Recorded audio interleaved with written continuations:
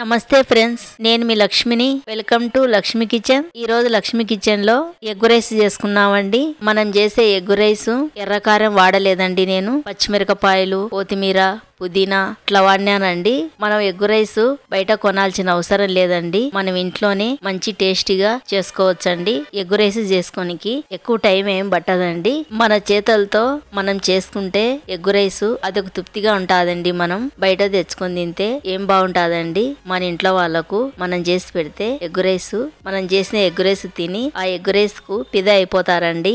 ఇప్పుడు నేను అన్నం చూపిస్తున్నానండి. ఈ అన్నాన్ని నేను ముందే వండి పెట్టుకున్నానండి. అయినా కూడా అన్నము కొంచెం వేడిగా అందండి. ఈ అన్నాన్ని చల్లగా చేసి పెట్టుకున్నామండి. అన్నము వండుకునేటప్పుడు మనం మెత్తగా వండుకోకూడదండి. కొంచెం పలుకుగా వండుకాల. అట్లా వండుకుంటే గినుక ఎగ్ రైస్ చాలా బాగుంటాదండి. మెత్తగా వండుకుంటే గినుక ముద్దలాగా అయిపోతాదండి. మిక్సీ గిన్నె తీసుకున్నామండి.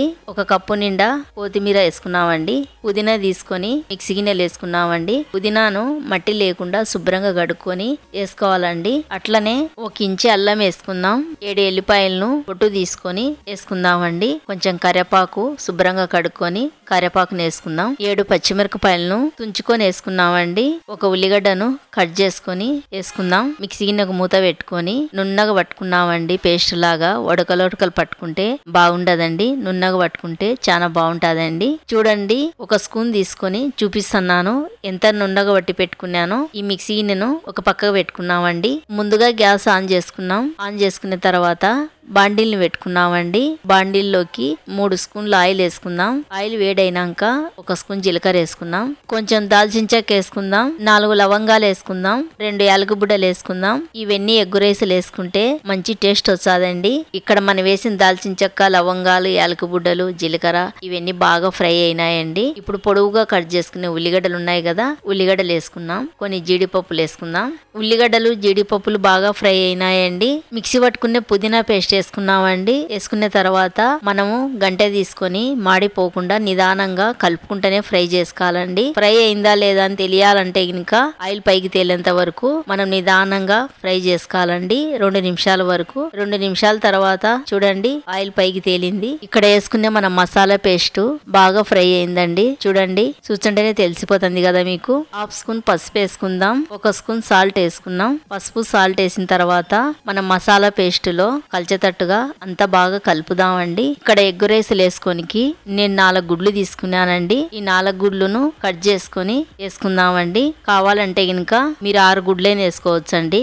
అట్లయినా కూడా బాగుంటాది.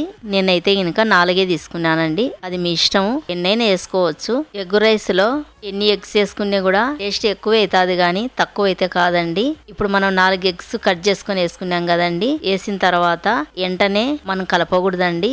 1 నిమిషం తర్వాత కలుపుదామండి. 1 నిమిషం తర్వాత మనం ఎగ్స్ ను బాగా కలుపుదామండి. కలుపుకుంటా నిదానంగా ఫ్రై చేసుకోవాలండి.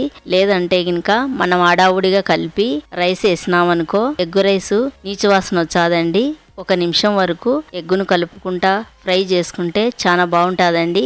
ఇక్కడ మనం ఎగ్గును బాగా ఫ్రై చేసుకున్నామండి. చూడండి, బాగా ఫ్రై అయింది. ఇప్పుడు మనము 1 స్పూన్ ధనియాల పొడి వేసుకుందాం. 1 స్పూన్ మిరియాల పొడి వేసుకుందాం. మనం పచ్చిమిరపకాయలు కొన్నే వేసుకున్నాం కదండి, కారం సరిపోదని నేను మిరియాల పొడి కూడా వేస్తున్నానండి. మిరియాల పొడి వేసి కనుక ఈ ఎగ్ రైస్ మంచి టేస్ట్ వచ్చాదండి. ఇప్పుడు అంతా ఒకసారి బాగా కలుపుదామండి. మిరియాల పొడి, ధనియాల పొడి కలిసేటట్టుగా బాగా కలిపినానండి. ఇప్పుడు మనం అన్నము చల్లగా చేసి పెట్టుకున్నాం కదా, ఆ అన్నాన్ని వేసుకున్నామండి. అన్నం వేసుకున్న తర్వాత ఈ మనం వేసిన మసాలాలలో కలిసేటట్టుగా అన్నాన్ని అడుగు నుంచి నిదానంగా బాగా కలుపుదామండి. ఇక్కడ ఎగ్ రైస్ లో సాల్ట్ సరిపోలేదండి. మళ్ళీ నేను సాల్ట్ 1/2 స్పూన్ వేసుకుంటున్నాను. సాల్ట్ వేసిన తర్వాత అంతా కలపాలి కదండి. మళ్ళా కలుపుదాం ఎగ్ రైస్ ను. కలిపిన తర్వాత కొంచెం కరివేపాకు వేసుకున్నాం. మధ్యలో కట్ చేసుకునే 2 పచ్చిమిరపకాయలు వేసుకుందాం. సన్నగా కట్ చేసుకునే కొత్తిమీర వేసుకున్నామండి. కొత్తిమీర వేసుకున్న తర్వాత అన్నంలో బాగా కలిసేటట్టుగా కొత్తిమీరను బాగా కలుపుదామండి. ఎగ్ రైస్ రెడీ అయిందండి. గ్యాస్ ఆఫ్ చేసుకొని మనం బాండిల్ని కింద దింపుకున్నాం. అంతేనండి, పుదీనా, కొత్తిమీర, పచ్చిమిర్చి చేసుకునే ఎగ్ రైస్ రెడీ అయిపోయిందండి. నా వీడియోకి నచ్చితే నాకు లైక్ చేసి సపోర్ట్ చేయండి. ఇంకొక కొత్త రెసిపీతో మళ్ళీ కలుద్దామండి.